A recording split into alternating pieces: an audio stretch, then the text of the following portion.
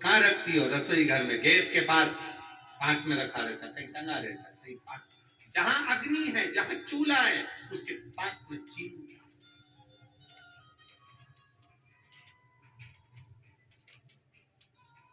कहने वाले कह देते हैं नारी को पवित्र माना गया, कहने वाले कह देते हैं नारी के ऊपर पाप की गठरिया। ना ना, मेरे गुरु गोरखनाथ जी ने स्त्री को भी पवित्र कर दिया और उसके पाप की गठरिया को आधा कर दिया। मेरे गुरु गोरखनाथ स्त्री को पवित्र कर दिया। शिव के अवतार है गुरु गोरखनाथ, भगवान शंकर के अवतार। किसी का दुख, गुरु गोरखनाथ जी किसी के दुखी के दुख को देखकर स्वयं गोरखनाथ जी भी दुखी हो जाते, विचार करते रहते थे गुरु गोरखनाथ, इसको सुख कैसे मिले, इसको सुख का अनुभव कैसे।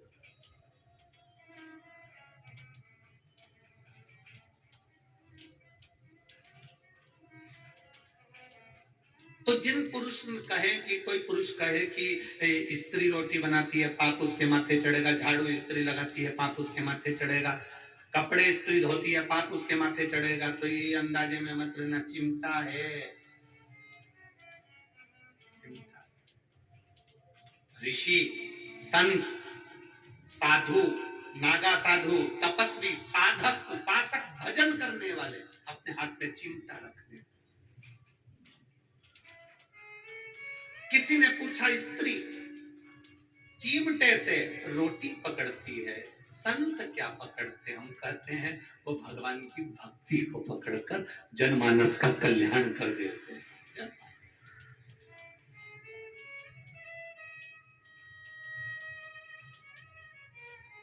आप लोग देवादिदेव महादेव भगवान शंकर का कहीं कोई ये सब फोटो भी देखना जहां शंकर जी समाधि में लीन है और शिव जी के पास में चिमटा रखा, देखा है कभी? दर्शन करें, ऐसे फोटो के दर्शन कभी करे हो आपने? शिव जी समाधि में लीन, त्रिपुंडधारी त्रिशूलधारी समाधि में लीन है और उनके पास में चिमटा गड़ा हुआ।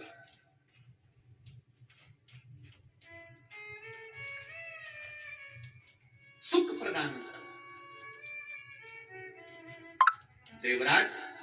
तो यहां वर्णन चल रहा था, कितना भी पाप मस्तक करो, एक बेलपत्र जब हम देव अधिदेव महादेव को समर्पित कर देते हैं, शिव जी को जल चढ़ाते हैं, जल जब शंकर भगवान पर चढ़ता है, बेलपत्र छुआ हुआ वो जल, शंकर भगवान पर चढ़ा हुआ जल, वो जब थोड़ा सा लेकर अपने ऊपर थोड़ा सा छींट लेते हैं या आचमन करते हैं, वो जल बेलपत्री के स्पर्श का होता है। देवराज के मस्तक पर बेलपत्री के वृक्ष की छांव आती है और देवराज तुरंत शिव के धाम चले जाते हैं। और हम प्रतिदिन अगर बेलपत्री के जल का थोड़ा सा भाग अपने मस्तक पर छिड़क लेते हैं तो कई रोगों से हमारी मुक्ति हो जाती है। रोग हमारे नजदीक है, रोग हमारे करीब नहीं आते।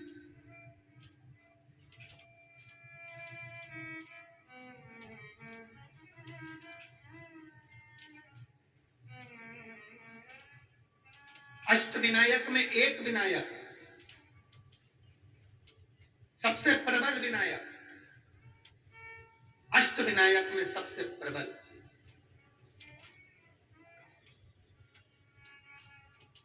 जहां के वृक्ष भी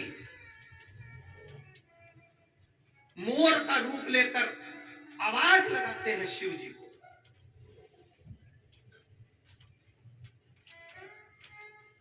जहां की नदी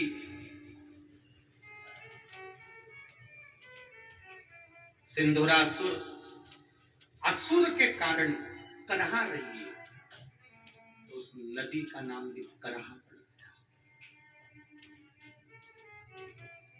ऐसे देव अधिदेव महादेव, ऐसे मेरे शिव, ऐसे मेरे ओघड़ी,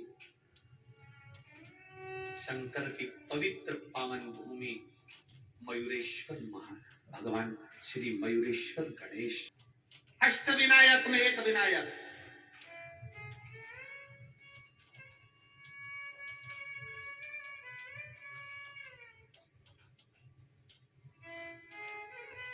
हजारों बेलपत्री के वृक्ष थे, हजारों बेलपत्री के वृक्ष मोरगांव के अंदर, हजारों।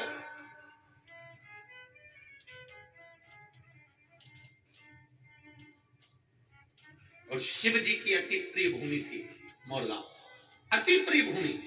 पूर्णा के इस पवित्र आनंद में, पूर्णा के इस जिले के अंदर, पुणे के अंतर्गत ये मयूरेश्वर सुंदर गणेश जी के अष्ट विनायक में एक विनायक है। शायद हमारे हिसाब से तो अष्ट विनायक की पहली यात्रा यहीं से प्रारंभ होती हो, जहां तक अगर विचार हो तो मयूरेश्वर से ही प्रारंभ। अष्ट विनायक की पहली दर्शन यात्रा अगर कोई निकलती होगी तो मयूरेश्वर से निकलती, पहली मयूरेश्वर आता होगा, फिर उसके बाद दूसरे गणेश। क्यों? हजारों बेलपत्री के वृक्ष, शिव जी की परम प्रिय भूमि। आज देवादिदेव महादेव ने माता पार्वती जी को साथ लिया।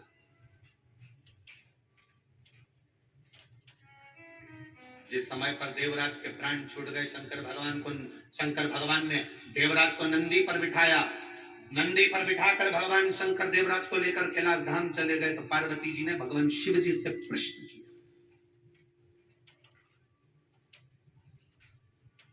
भगवान शंकर से प्रश्न कर रही है मां पार्वती, मां जगत जननी, मां जगदम्बा, बाबा ये देवराज तो महापापी था, इसने तो धन चुराया लोगों का, वैभव चुराया लोगों का। हम आपसे एक निवेदन करेंगे, आप जब भी कथा सुनने के लिए किसी पंडाल में जाओ, चाहे सीहोर वाले महाराज के यहाँ कथा में आओ, चाहे किसी महाराज के यहाँ जाओ, चाहे भागवत सुनने जाओ, चाहे रामायण सुनने जाओ, चाहे शिव महापुराण की कथा सुनने के लिए जाओ, हम दूसरी पुराण से हम ये नहीं कहेंगे कि भागवत में या रामायण में तुम जेवर पहनकर जाओ कि ना जाओ, पर शिव महापुराण में कभी भी कथा सुनने आना तो सोने का कोई जेवर, कोई सोने का मंगलसूत्र हो, सोने की चेन हो, सोने का हार हो, या वीआईपी कोई चीज हो, तो वो कथा के, ये अग्नि का ध्यान रखिएगा, थोड़ा सा दिया ऐसा नीचे से पकड़ के सरकार, बस ठीक है, ठीक है।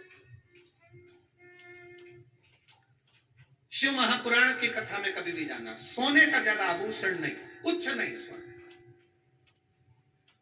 मेरे ओघड़ी जैसे जाओ। हम शंकर जी को दिखाने जा रहे हैं कि शंकर जी से मांगने जा रहे हैं?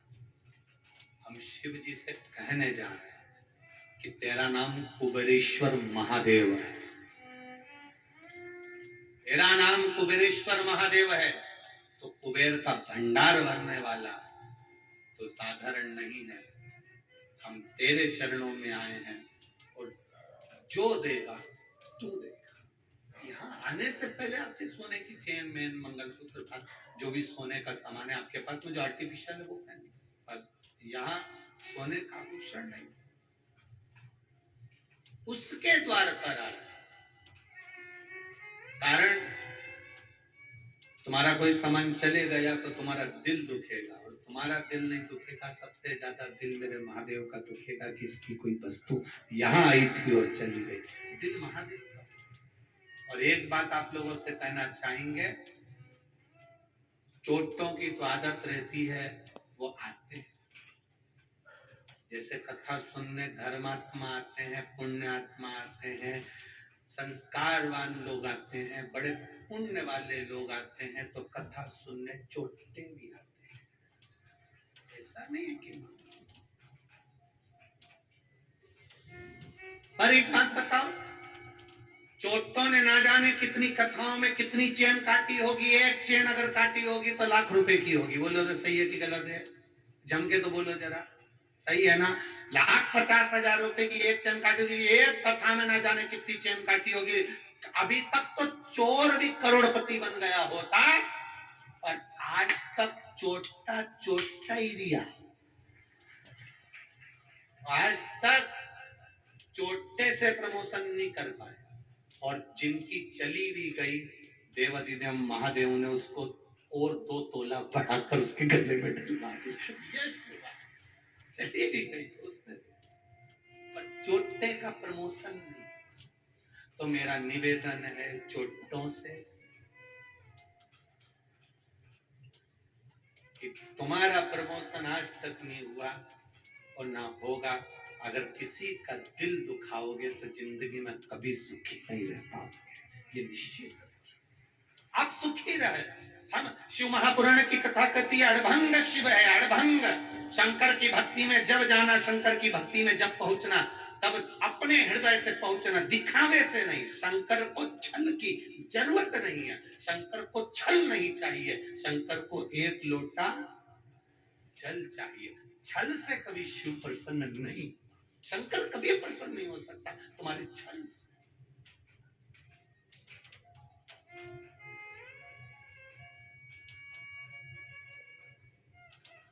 शिव की प्रसन्नता ही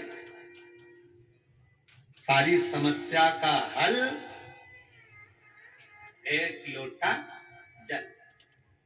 ना तो यहाँ पर कोई बेल है, ना भभूति है, ना कोई तंत्र है, ना मंत्र है, ना कोई कुछ भी यहाँ पर नहीं है। शिव महापुराण में कुछ भी नहीं। शंकर जी को दिखावा प्रिय नहीं है तो हम दिखावे की बात क्यों करें। यहाँ तो केवल एक चीज चलती है, मुख से निकला हुआ श्री शिवाय नमस्तुभ्यम, और दूसरा है तुम्हारे हाथ में एक लोटा। बस इससे तुम दुनिया में विजय प्राप्त कर सकते हो। दुनिया में जैसे शिवाजी महाराज के पास में क्या था, शिवाजी के पास में क्या था। एक बार शिवाजी ने अपनी माता से पूछ लिया, मां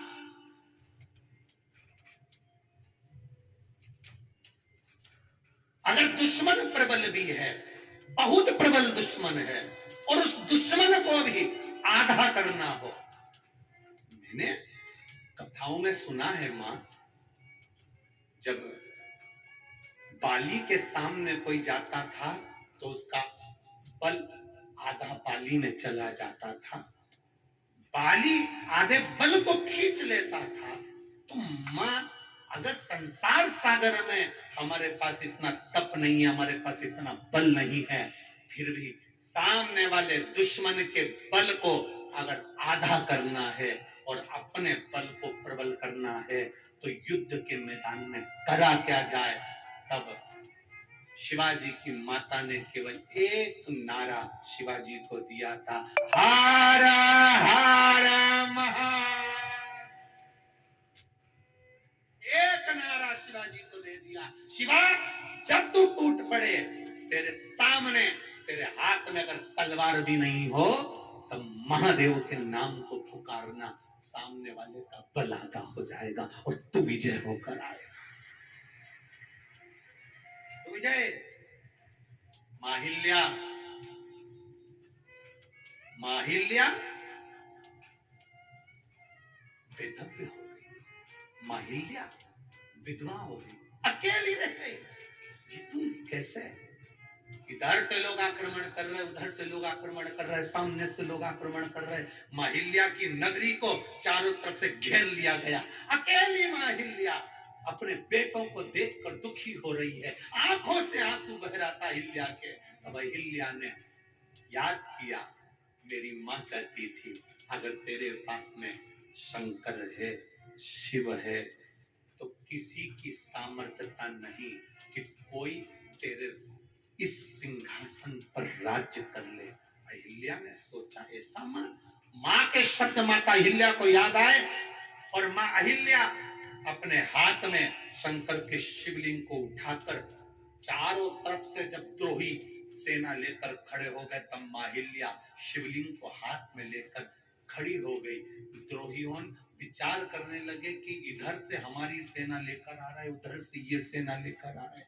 मां अहिल्या की सेना उस समय पर तैयार नहीं हो पाई युद्ध के लिए, क्योंकि चारों तरफ से द्रोही चढ़ रहे थे। हुआ क्या?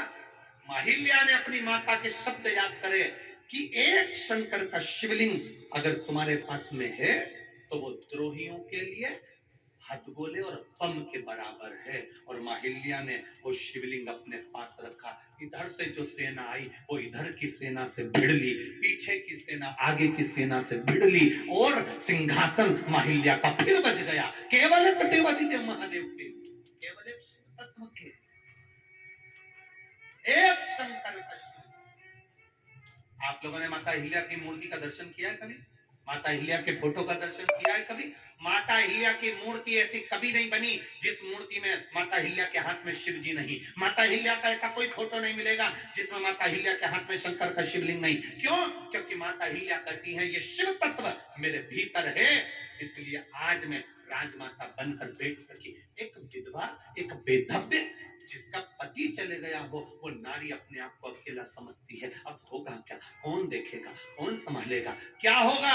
उस नारी को चाहिए तुम अकेले नहीं हो। बोल बम का नारा है और बाबा है। शिव तत्व तुम्हारे भीतर है, शंकर तुम्हारे अंदर है। उस शिव तत्व को तुम्हें प्रकट करना है, उस शिव तत्व को तुम्हें प्रसन्न करना है।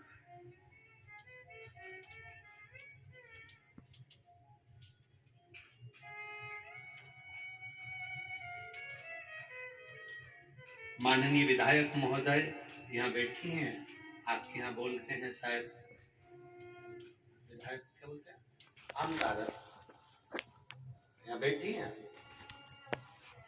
विधायक महोदय, यहाँ बैठी हूँ। सोचिए, शंकर शिव तत्व, आप ये कथा करवा रही हैं, आप ये कथा के यजमान पद लिए हैं, तो कहीं माँ अहिल्या के चरित्र को अपनी जिंदगी में उतार कर रखना कि शिव तुम्हारे साथ है। ये भीतर उतार कर रखना। कोई चले जाए, कोई अच्छा था और वो अच्छा ही एक कथा देकर गया, ये समझिए, ये शिव तत्व दिया है, वो घड़ी कोई साधारण नहीं हो सकता। तेरी कृपा बिना न हिले एक भी अणु, लेते हैं श्वास तेरी कृपा से। वो घड़ी है शंकर, वो प्रकाशदर्शी है शिव, उसको पहचानो। लोग हंसेंगे, शिव महापुराण से ऐसा हो सकता है? शंकर की ये इतने पत्र, ये तो पहले दिन के पत्र हैं, आखिरी दिन